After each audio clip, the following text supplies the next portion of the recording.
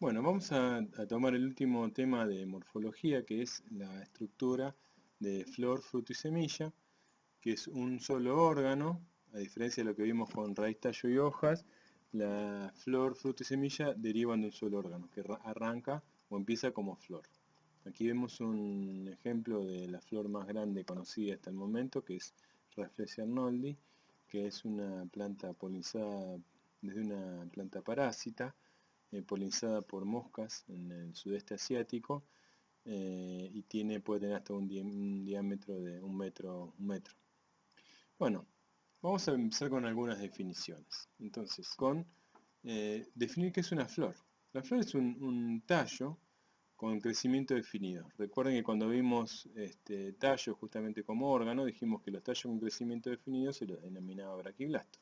Es decir, porque inicia y culmina en la formación de las estructuras reproductivas, pero no sigue creciendo como una rama, por eso es un braquiblasto. Pero es una rama modificada, que tiene entrenudos muy cortos, y en esos entrenudos cortos, a cada nudo le vamos a dar el nombre de verticilo, ahora lo vamos a ver. Esos entrenudos cortos eh, eh, van a tener estos entrenudos en donde se van a insertar hojas modificadas también, a los cuales le vamos a denominar antófilos u hojas florales. Los principales grupos taxonómicos, es interesante que lo veamos ahora o que lo repasemos de lo que vimos en la clase pasada, porque no todos tienen flores, pero está bueno, digamos, que repasemos un poquito. Acuérdense que según la estructura que habíamos visto de principales grupos vegetales, definimos como tres grandes grupos, entre los que teníamos los que no tenían semilla, los que tenían semillas pero tenían conos como estructura reproductiva, y aquellos que tenían semillas y tenían flores. Entonces, en los que no tenían semilla podemos incorporar principalmente, bueno, los helechos que están aquí. Estos tres grupos generalmente los incluimos dentro de los helechos, pero si hablamos, digamos, desde el punto de vista de grupos evolutivos bien definidos, tenemos los helechos, las cola de caballo, los equisetum, muchos de ustedes por ahí tendrán en sus jardines, unas plantas que se adaptan muy bien a la vida en el agua, y los licopodios, que son, por ejemplo, la cola de quirquincho que uno ve en el filo de la sierra. Y por otro lado, las que no son, las que no tienen tejidos, que los vimos como briofitas, espero que se acuerden. Y las que tenían semilla tenemos las gimnospermas, que son las coníferas, que tienen conos, y las angiospermas, que son las plantas con flores. Entonces, como vamos a hacer hincapié en las plantas con flores, es importante que recordemos que además, dentro de las plantas con flores, existen dos grandes grupos, que si bien hoy día ya se discute si son grupos que son evolutivamente correctos, pero para nosotros los fines prácticos los seguimos utilizando, que son por un lado las dicotiledonias, que son las plantas de hoja ancha, por lo general que puede haber herbáceas, leñosas, bueno, con mucha diversidad, pero básicamente las identificamos por el tipo de hoja, ¿no? Hoja ancha y con nervadura formando una red. Eh, y por otro lado, las monocotiledóneas, que son plantas con hojas más bien de tipo acintadas, y que forman, bueno, que son casi todos los pastos, los lirios, hay muchas, bueno, las orquídeas, ¿no? Son plantas con una diversidad un poco menor, pero con características bien marcadas. Lo aclaramos acá porque cuando veamos la estructura de las flores vamos a ver que hay mucha diferencia entre las estructuras de las dicotiledóneas y las monocotiledóneas. Entonces, volviendo a las partes constitutivas, hay algunas cosas para aclarar respecto de las hojas y de dónde se originan. Uno es de dónde surgen las hojas. Como dijimos que las hojas son ramas, las ramas de dónde salen, de las axilas de las hojas. Entonces muchas de ellas, como en este caso una Salpicroa ariganifolia, el huevito de gallo, una solanácea que crece como maleza en muchos de nuestros jardines, como verán acá, la flor es una flor única que sale de la axila de esta hoja, de un homófilo.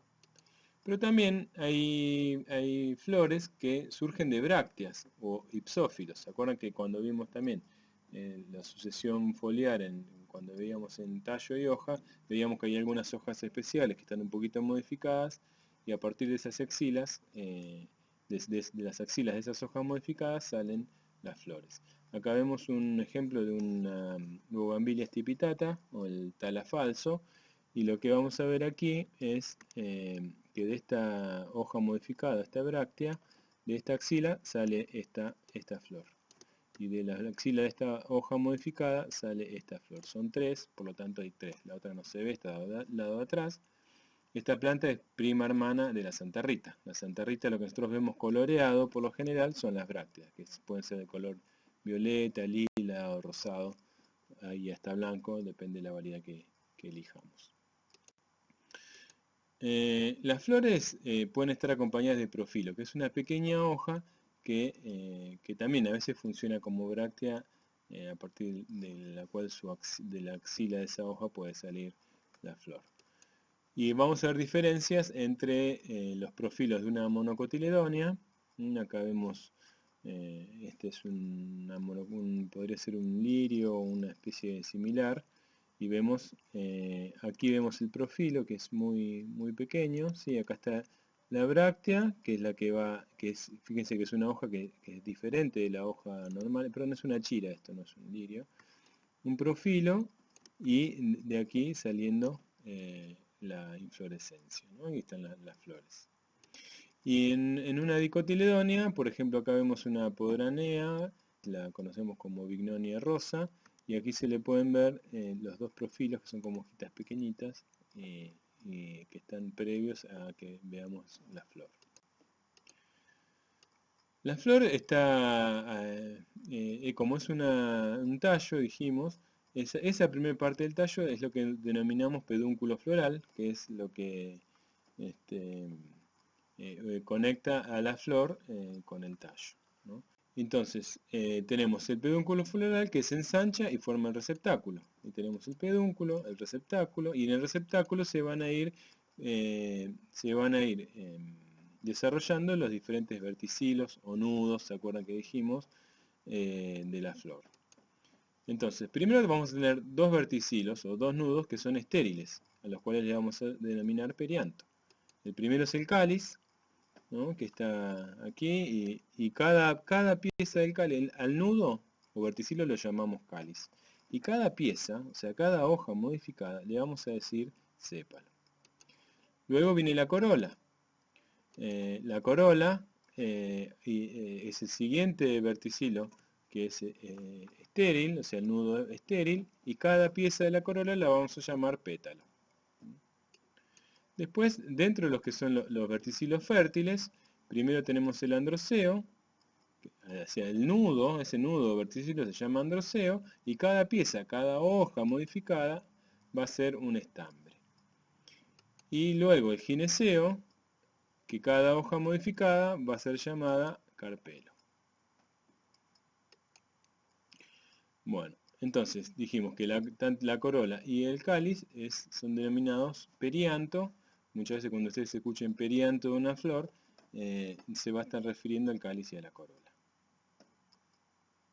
Y viene perianto, viene de peri, que está alrededor, y anto es la flor. No es que el cáliz y corola no forman parte de la flor, sino que lo que hacen es proteger, por un lado, o hacer atractivo a la función principal de la flor, que son la estructura reproductiva, donde están las gametas masculinas y femeninas, que es el androceo y el gineceo. Bueno, ¿cómo se ubican esas piezas florales en la flor, ¿no? Entonces tenemos varias estructuras. La primera es la disposición espiralada, que es considerada una característica antigua.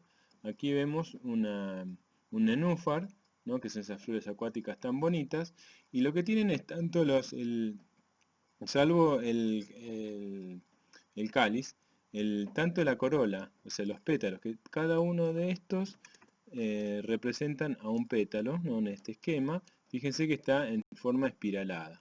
Lo mismo que los estambres, y ya los carpelos no están en forma radial. Pero la disposición es espiralada y es considerada una característica antigua en las flores. Después está la disposición verticilada o cíclica, que es la disposición más común, ¿no? Aquí vemos esto parecería es una rosácea, aquí vemos un durazno, podría ser, que lo que vemos es, fíjense, por un lado el cáliz, por afuera, después viene la corola en el siguiente ciclo, después tenemos los estambres y por último los carpelos. Entonces están bien dispuestas en ciclo, un ciclo a continuación del otro.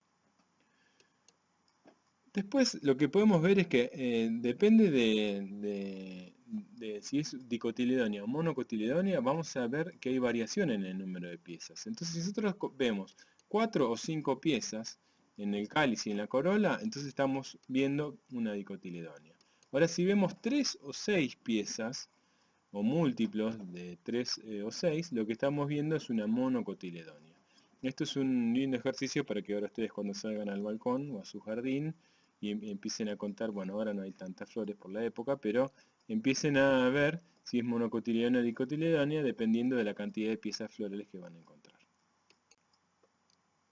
Otro aspecto importante es la simetría. Por un lado tenemos las plantas que tienen simetría acíclica, ¿no? Como las que vimos recién de los nenúfares o las magnolias, que justamente tienen esta disposición espiralada, entonces no podemos encontrar una simetría o un plano de simetría.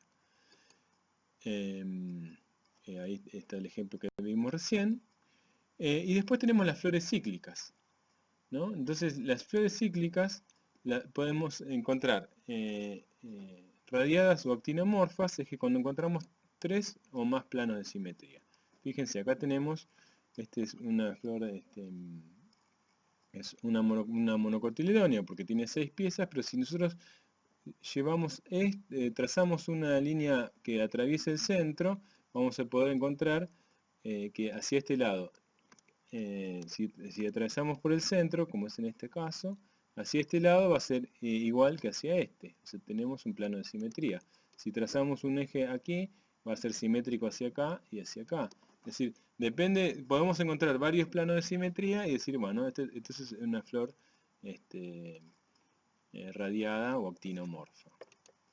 A veces encontramos que solamente tenemos un solo plano de simetría, como por ejemplo en la flor del ceibo. En la flor del ceibo, lo que nosotros podemos hacer es, si vemos la estructura de la flor, trazamos o la miramos de frente, de ese plano vamos a encontrar simetría, un solo plano de simetría. No podemos hacer varios planos de simetría como en el anterior. Y por último, las que son secundariamente asimétricas. Esto son algunos casos especiales, como por ejemplo la chira, que evolutivamente tuvo un primer plano de simetría, pero después fue perdiendo algunas piezas florales, y entonces ahora es una especie asimétrica. No encontramos asimetría porque queda un solo estambre, y entonces eso haría imposible que nosotros, por más que tracemos un plano de simetría acá, otro acá o donde fuese, nunca vamos a encontrar un corte en el cual nos queden dos lugares, dos espacios iguales, ¿no? O dos planos iguales. Este es una inquebrarada, una flor bastante común en nuestro jardín también, una maleza para los cultivos, que lo que vemos son que tienen, acá van a ver los estambres, ¿no? Y aquí el gineceo, ¿no? Androceo y gineceo. Por otro lado, la flor diclina o imperfecta o unisexual, que son flores que tienen uno de los dos sexos, o gineceo o androceo. Y lo que vemos es la flor femenina. Aquí lo que vemos es el gineceo solamente, no tiene estambres. Y por otro, esa especie va a tener en el mismo pie flores masculinas y femeninas, o flores en un pie flores femeninas y en otro pie flores masculinas. Y por otro lado tenemos las flores neutras, que ¿cuáles son? Las que no tienen androceo y gineceo.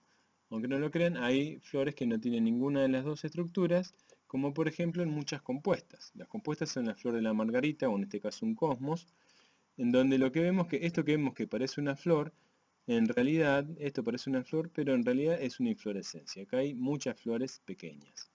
Y las flores de afuera son flores liguladas, o sea que tienen lígula, es como un estandarte, ¿no? Y lo que tienen es que estas flores liguladas no tienen ni gineceo ni androceo. En cambio las internas sí tienen. Y por lo general son flores femeninas por un lado y flores masculinas por otro. Vayamos al perianto. ¿Se acuerdan que el perianto era cáliz y corola?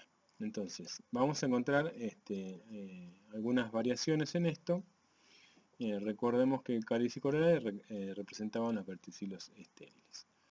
Hay flores que son aperiantadas. ¿Qué significa? Aperiantadas a clamidias o desnudas, que no tienen perianto, no tienen cáliz y corola. Acá tenemos, por ejemplo, un ejemplo que es el sauce. En el sauce nosotros podemos ver esta inflorescencia y si miráramos con una lupa lo que veríamos es esto. Es estas bractecitas que son verdosas, que no son para nada llamativas, y vamos a tener sueltos los estambres por un lado y tenemos flores femeninas y masculinas también aquí en los sauces, ¿no? Esta es una flor aperiantada donde solamente lo que vemos son los estambres. Y flores, pero también tenemos flores periantadas, clamidias o vestidas, que es la mayor parte de las que nosotros conocemos. Pero ahí hay variaciones. Por un lado tenemos las monoclamidias o apétalas, que tienen solamente clades. Mono viene de uno y clamidias viene como del vestido, que sí que van a tener un solo verticilo de los estériles. Acá vemos, por ejemplo, un ejemplo de, este se llama, le dicen paragüita, es una Filibertia aguilesi, una una enredadera muy común en nuestros jardines, también una maleza que cuando florece es muy lindo tenerla presente, ¿no? Como ornamental. Y por otro lado tenemos las diclamidias, que presentan los dos verticilos, es decir, van a tener cáliz y corola. Y eso es, digamos, la mayor parte de las plantas que nos conocemos. Ahora, tienen los dos, ¿no? Cáliz y corola, muchas veces esas dos, y eso es muy común en las monocotiledóneas, pueden ser iguales. Entonces las denominamos homoclamidias, ¿no? Acá tenemos un ejemplo que son los camalotes, pero podrían ser los lirios. Si ustedes miran los lirios, tienen 6, en realidad se llaman tépalos, ni pétalos ni sépalos, se llaman tépalos, y por eso los denominan homoclamidias, ¿no? Y a eso, en vez de decirle perianto, le decimos perigonio. Es un detalle a tener en cuenta. Y las heteroclamidias son las que presentan cáliz y corola, pero bien diferenciados. Acá, por ejemplo, tenemos un floripón, y lo que vemos claramente es, por un lado, el cáliz, y por otro lado, la corola. O sea, cáliz y corola bien diferenciado, a diferencia de las homoclamidias, que tenemos 6 piezas florales, todas coloreadas, digamos, no podemos diferenciar claramente cáliz y corola. O sea, están los dos, pero los dos son del mismo color. Por lo tanto, la denominamos homoclamidias. En las homoclamidias, esa estructura es el perigonio, y en las heteroclamidias es el perianto. ¿Qué pasa cuando vamos a los ciclos fértiles de la flor? Entonces, lo que tenemos es el androceo y el gineceo. El androceo son los estambres, ¿no? Es decir, el nudo o verticilo es androceo, la pieza floral es el estambre. Es decir, el estambre es la hoja modificada.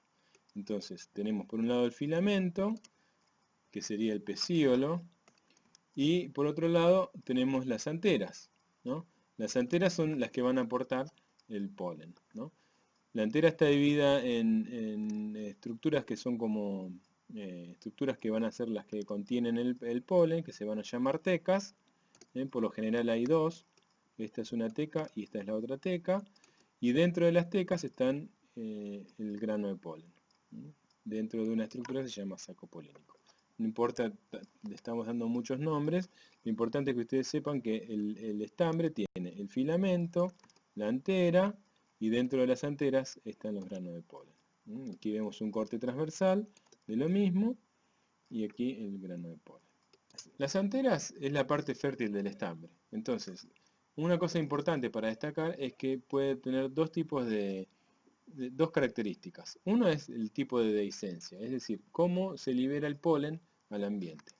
Entonces tenemos longitudinal, donde la apertura delantera es longitudinal. Valvar, que se abren como dos tapitas, ¿no? Que es esta apertura que se realiza, y el polen se libera por estos espacios. La poricidia, que se forman poros en un extremo delantera, y la transversal, que es como la longitudinal, pero en ese sentido.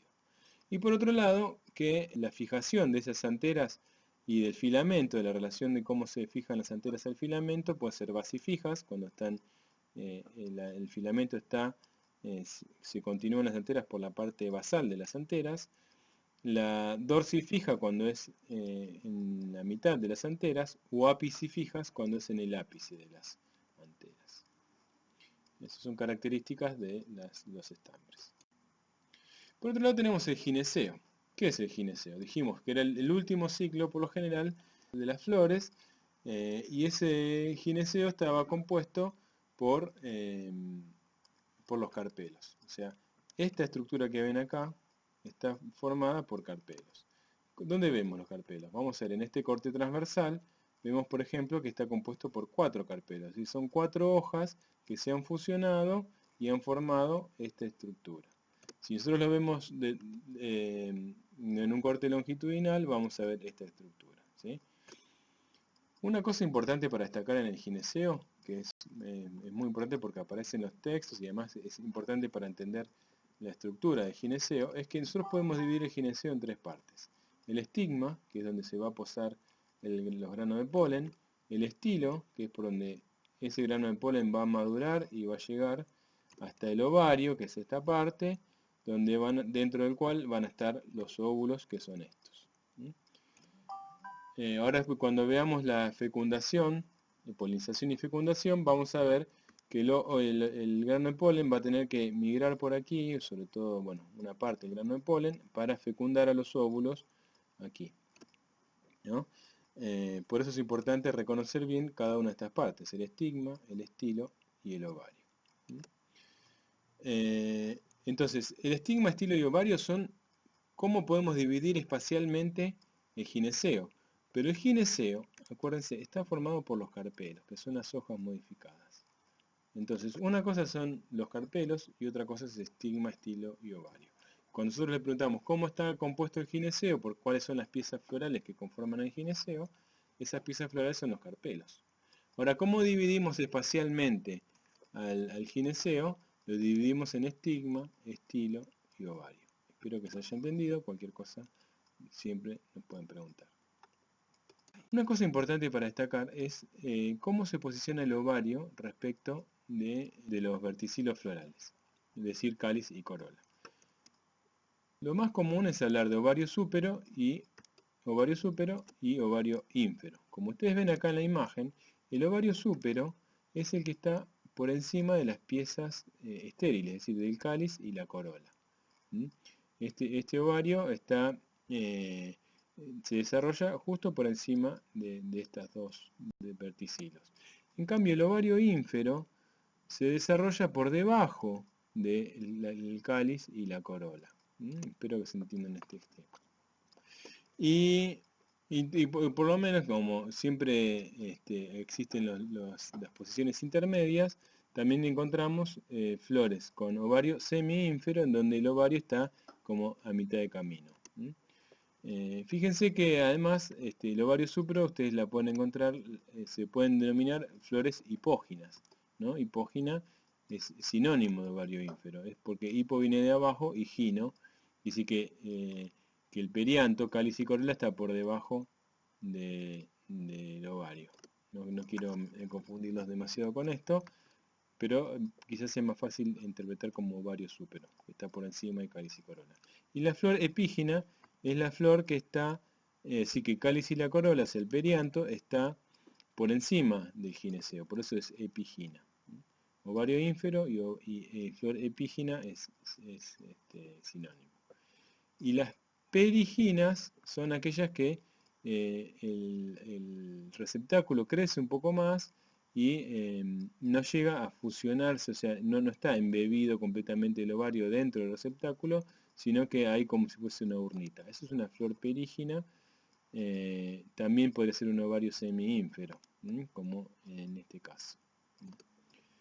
Bueno, el ovario ínfero es típico, por ejemplo, un ejemplo es los zapallos, ¿no? La flor de zapallo, lo que tiene es desarrollo de ovario ínfero. Un durazno tiene una flor perigina y un tulipán tiene una flor con ovario súpero o hipogina. Bueno, vamos a ver ahora lo que es la polinización y fecundación, que es el momento previo a la formación de fruto y semilla. Así, vimos las estructuras de la flor y ahora vamos a ver qué es la polinización y la fecundación. Una hermosa foto aquí de un murciélago de National Geographic polinizando una flor. Bueno, la transferencia de polen entre la antera y el estigma de la flor, a eso es lo que denominamos polinización. Y la polinización vamos a ver que tiene varios aspectos para considerar. Por un lado tenemos la autogamia o autopolinización, que es cuando el mismo polen de la misma planta poliniza, genera, digamos, desencadena toda la producción de fruto y semilla. Es una estrategia común en especies que están aisladas o en lugares semiáridos o de ambientes más complejos o de especies que son pioneras, que colonizan espacios nuevos, porque o por lo general no están los polinizadores o están muy aisladas entre sí. Hay, bueno, algunas, qué sé yo, las arvejas, entre las conocidas, tienen esta característica. Una variante de la autogamia es la heteronogamia, que es cuando se produce polinización entre polen de diferentes flores, pero de la misma planta. Eso a veces ocurre en muchos frutales, y que si bien no es, digamos, no es que el polen de la misma flor fecunda al estigma de esa flor, sino que son el polen de flores de la misma planta, polinizan a otras flores, pero siempre de la misma planta. Desde el punto de vista genético es prácticamente lo mismo. Aquí tenemos un ejemplo de una chicoria, en donde lo que nosotros podemos ver es que las anteras, por dentro de las anteras está el estigma, que va creciendo por adentro, se va estirando el estilo, y el estigma pasa por de entre medio de las anteras, y en ese crecimiento lo que ocurre es que los granos de polen se pegan alrededor del estilo.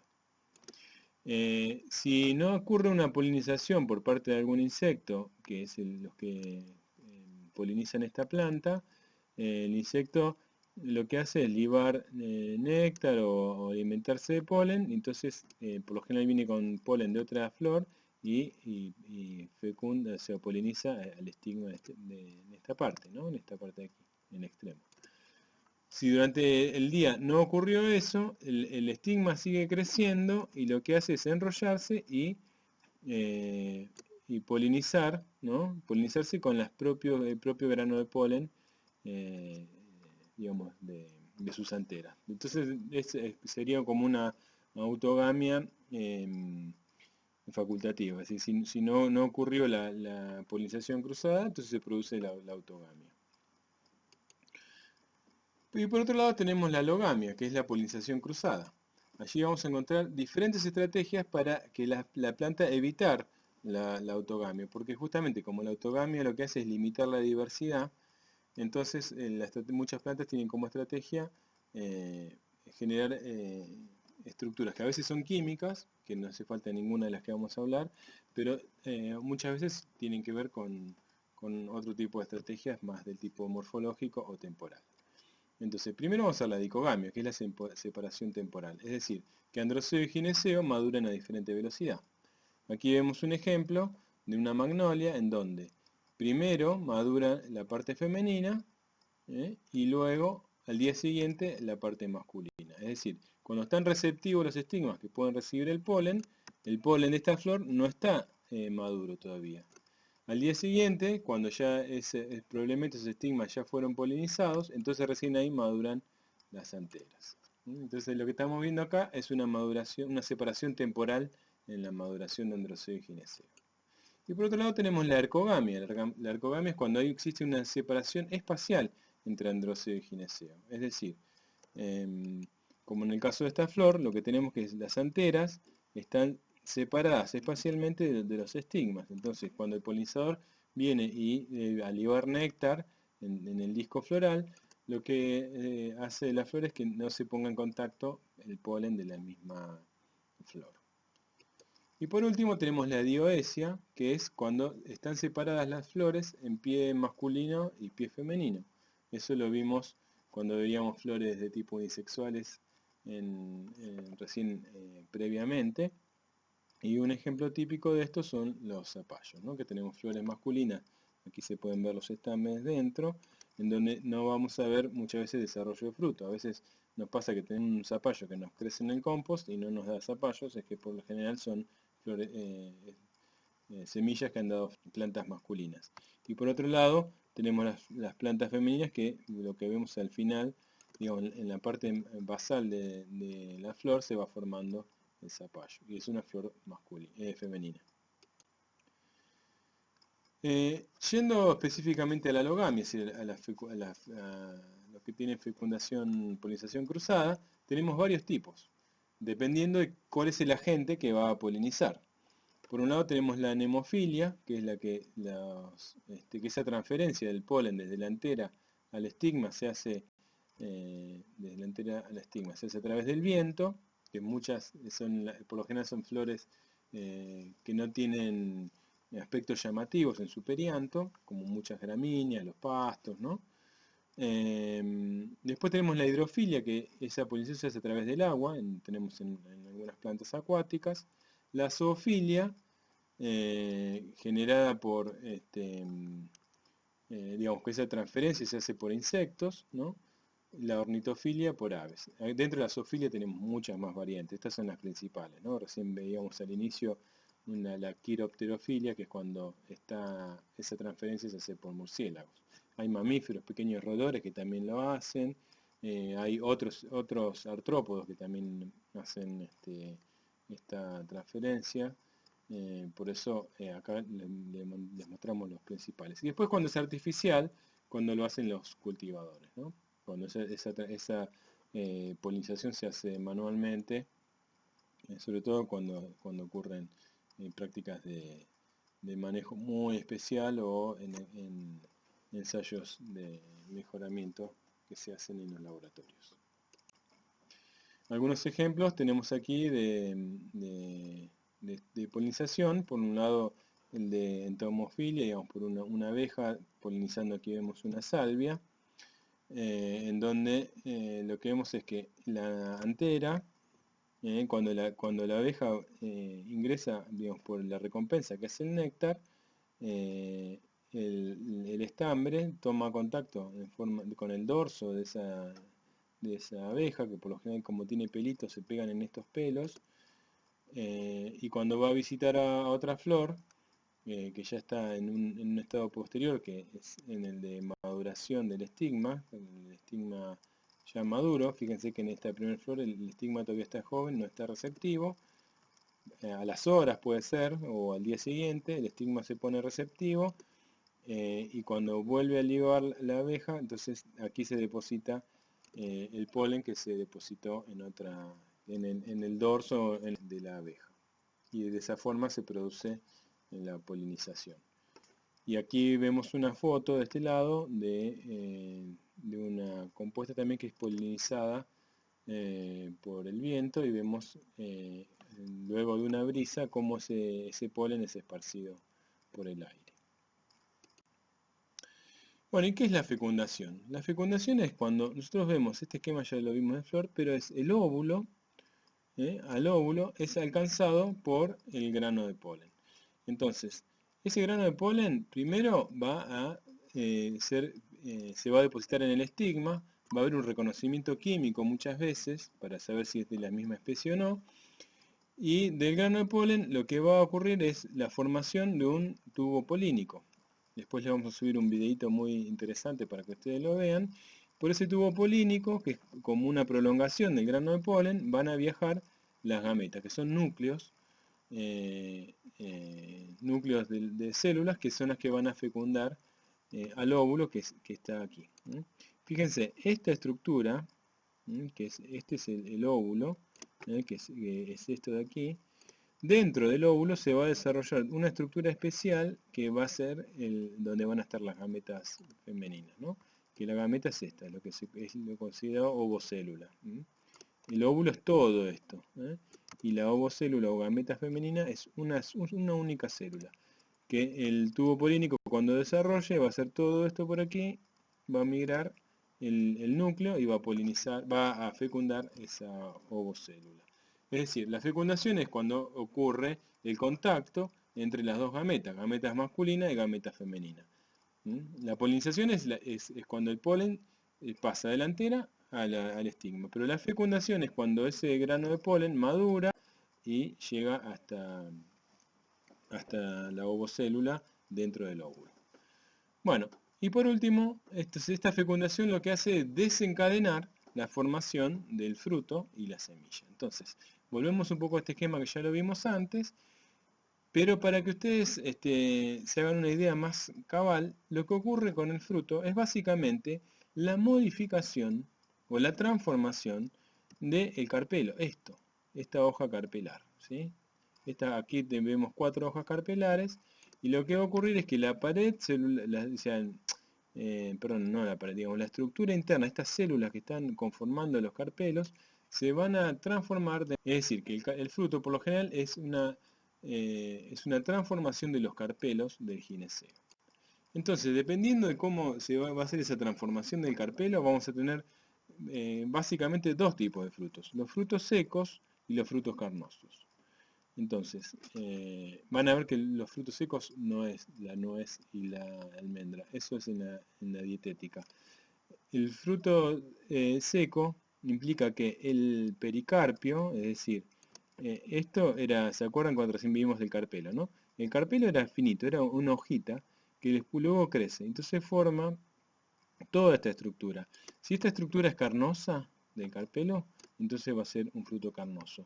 Si esta estructura es seca, como en el caso de este maní, entonces el fruto va a ser seco. La manzana el durazno, perdón, es un durazno, es un fruto carnoso y un maní es un fruto seco. Pero porque la estructura es externa, o sea, el carpelo se modificó, el carpelo, o sea, esa estructura que formaba el gineceo en la flor, se modificó, pero formó una estructura seca, entonces es un fruto seco. Si formó una estructura carnosa, entonces es un fruto carnoso. Aquí van a ver, esta es una cantidad de frutos secos, de ejemplos de frutos secos y frutos carnosos para hacer medio un juego y que ustedes vean cuál es cuál, ¿no? Entonces un fruto seco pueden tener una semilla, pueden tener varias semillas, ¿no? Una del chaucha, una legumbre es un fruto seco. Una avellana, digamos, los frutos, digamos, por ejemplo, de los fresnos, los arce que tienen estas semillas saladas son frutos secos. Y los frutos carnosos son aquellos que tienen esta disposición de, digamos, que por lo general es los que nosotros nos comemos, ¿no? Como postre. La mayor parte de ellos son frutos carnosos. Después, cuando nos encontremos en la presencialidad, vamos a ver algunos ejemplos un poco más contundentes. Pero lo que necesitamos que ustedes fijen es eso, que es el carpelo se modifica y si ese carpelo se pone jugoso, entonces es un fruto carnoso. Si queda seco, entonces es un fruto seco. Y por último, dentro también de ese fruto, lo que vamos a encontrar son las semillas. ¿Y la semilla qué es? En realidad la semilla es el óvulo que se transforma y va a contener dentro de ese óvulo, lo que está dentro de la línea de puntos, es lo que toda esta estructura va a formar la semilla. En el interior, luego de la fecundación, se va a formar el nuevo individuo, ya digamos, formado por las dos gametas. Es decir, que la semilla va a tener una estructura externa que va a provenir de la estructura del óvulo e internamente va a contener al embrión. Entonces, según si es dicotiledónea o monocotiledónea, vamos a encontrar que la semilla tiene una estructura externa, no importarán los nombres, que es la cubierta, e internamente el embrión. Si es dicotiledónea va a tener dos hojas, que son los cotiledones, esto lo vimos cuando vimos estructura de las hojas, y si es monocotiledónea va a tener una sola hoja, va a tener la cubierta externa y una sola hoja. Bueno, esto es todo por ahora, espero que les resulte útil.